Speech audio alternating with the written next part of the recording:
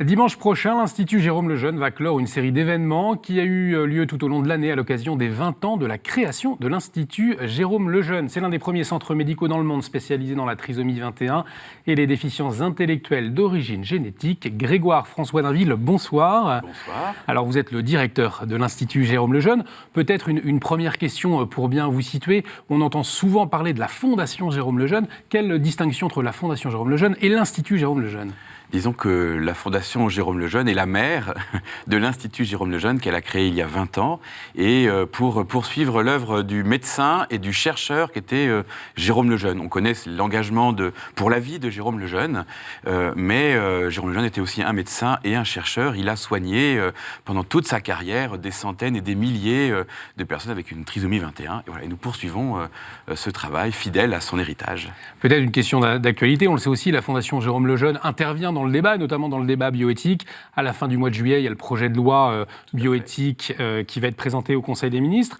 Est-ce qu'à l'Institut, vous êtes particulièrement attentif à ce projet de loi qui fait beaucoup parler ces derniers jours ? Alors, je suis ni le plus compétent, ni le plus légitime, bien sûr, pour vous répondre.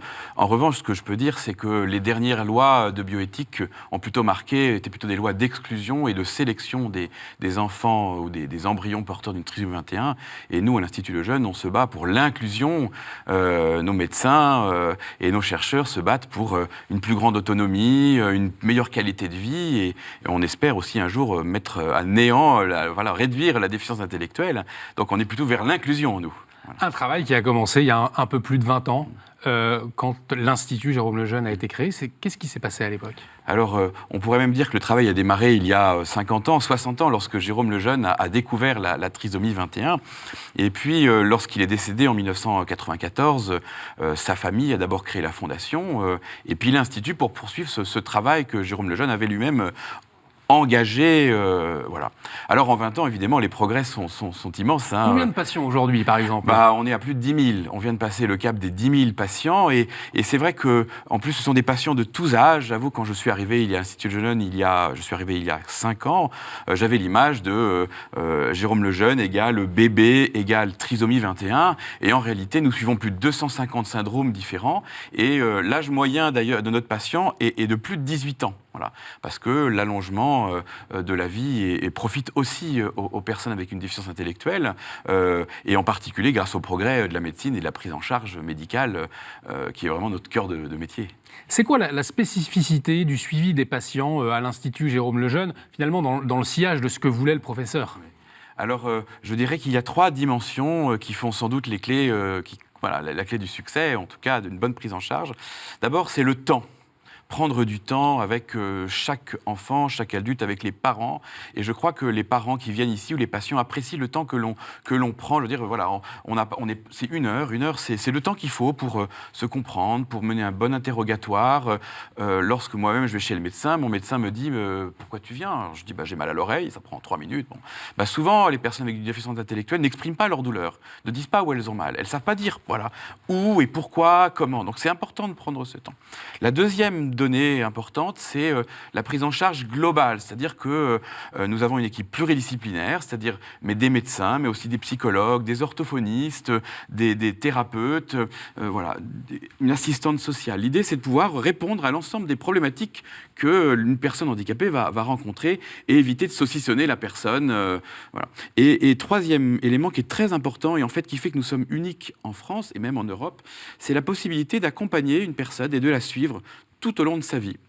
Sans cette rupture entre l'âge de l'enfance et l'âge adulte, parce qu'en principe, à partir de 20 ans, 18 ans, vous n'allez plus voir un pédiatre, vous allez voir un généraliste, et puis à partir de 75 ans, lorsque vous êtes une personne âgée, vous allez voir un gériatre. Alors nous, d'abord, les âges ne sont pas du tout les mêmes pour des personnes déficientes intellectuelles. On est vieux plus tôt, en général, en moyenne. Et puis, on est peut-être enfant un peu plus tard. Et puis, il y a des étapes très importantes dans la vie, par exemple, le passage à l'âge adulte, l'entrée dans la vie professionnelle, ou alors l'entrée à l'école un peu plus tôt. Voilà. Et c'est très important d'avoir ce suivi, finalement, tout au long de la vie, de pouvoir prévenir les surhandicaps, de pouvoir accompagner la personne dans ces étapes charnières qui sont une rupture dans la vie. Et pour pas que ce soit une rupture, il faut qu'on soit là tout le temps, jusqu'au bout. Alors l'Institut, on l'a bien compris, c'est un suivi et c'est aussi de la recherche. Ces paroles du professeur Lejeune, il disait « Un jour, nous trouverons comment les guérir ». Alors est-ce qu'en 20 ans, il y a eu des avancées remarquables que vous pouvez partager aujourd'hui ? Oui, alors c'est une conviction bien... C'est une conviction que nous partageons encore aujourd'hui, donc voilà, le Jérôme Lejeune est encore bien vivant. Oui, nous avons fait d'énormes progrès, par exemple, dans la connaissance du chromosome 21. Prenons l'exemple du chromosome 21. Nous connaissons tous les gènes dans ce chromosome, nous savons quel est le rôle de chacun de ces gènes, et donc nous pouvons commencer à découvrir et connaître des molécules qui vont pouvoir agir sur chacun de ces gènes. Nous connaissons aussi, dans la trisomie 21, il y a ce qu'on voit, qui est la déficience intellectuelle. C'est la première chose à laquelle on pense. Mais en réalité, dans une maladie génétique, ce sont tous les gènes du corps qui sont touchés, puisque des milliards de cellules sont porteurs de l'anomalie génétique. Et donc, il s'ensuit que, par exemple, une femme trisomique ne va pas avoir de cancer du sein. En revanche, les enfants trisomiques vont avoir plus de leucémie, ou ils vont avoir des apnées du sommeil en plus grand nombre, ou ils vont avoir des crises d'épilepsie. Voilà. Donc ça, c'est ce que vous avez découvert en 20 ans, notamment. Voilà, ouais. Et ça, on l'a découvert. Maintenant, on sait le dépister, et on sait le traiter, on sait le soigner, et on améliore sensiblement l'autonomie et la qualité de vie des personnes avec une déficience intellectuelle, en particulier la trisomie 21. Voilà. Ça, ce sont des progrès qui sont immenses.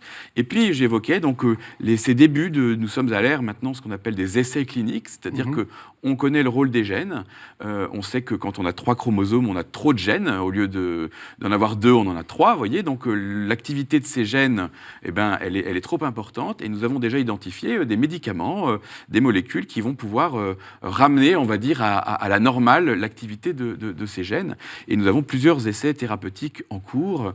Nous avons testé ces molécules sur des souris, sur des modèles animaux. Et aujourd'hui, on travaille sur l'homme, voilà, sur des enfants et des adultes. Une recherche qui sert les personnes atteintes de trisomie 21, mais pas seulement, au fond, ça sert aussi pour toute la société. Oui. Alors ça, c'est aussi une des grandes découvertes de ces dernières années, c'est que j'évoquais par exemple le cas du cancer du sein, dont les femmes trisomiques sont quasiment pas atteintes, mais on peut aussi évoquer la maladie d'Alzheimer. Les trisomiques ont plus la maladie d'Alzheimer que la population générale.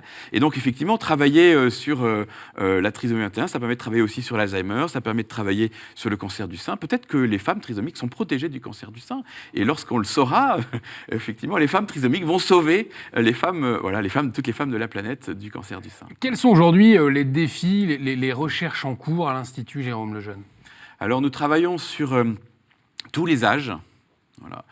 Tous les âges, que ce soit l'âge les nourrissons et que ce soit au bout de la chaîne le grand âge avec la maladie d'Alzheimer, et nous préparons des essais thérapeutiques qui vont bénéficier d'abord aux personnes trisomiques vieillissantes, mais aussi à la population générale. Alors le grand défi, c'est d'abord un défi de continuer d'identifier des molécules, parce qu'il y a des molécules qui marchent sur la souris, mais l'homme n'est pas une souris. Donc il faut toujours continuer de chercher. Ensuite, le grand défi, c'est la sécurité. C'est-à-dire qu'on ne peut pas se permettre non plus de rendre plus malades des personnes qui ne le sont pas. Et un médicament, c'est quand même une drogue, hein, c'est toxique. Alors il faut beaucoup travailler sur les questions de sécurité. Et puis un des gros défis aussi, c'est d'arriver à pouvoir trouver des outils qui vont permettre de mesurer les progrès qui ont été atteints, objectiver ces progrès. Et donc, il faut développer des échelles, on appelle ça des échelles psychométriques, voilà, d'avoir la bonne loupe qui va permettre de voir les progrès. Et aujourd'hui, on a des verres ou des loupes qui ne sont pas assez précises, et on mesure peut-être un passage de 10 à 20 points de QI, de 20 à 30 points de QI, mais on a du mal à mesurer le passage de 10 à 12, de 12 à 14, parce que nos outils ne sont pas assez précis. Donc on a aussi développé des programmes de recherche pour découvrir le bon outil qui va permettre de mesurer le progrès réel. Eh bien écoutez, merci beaucoup Grégoire François Dainville d'avoir accepté notre invitation. Merci pour toutes ces précisions.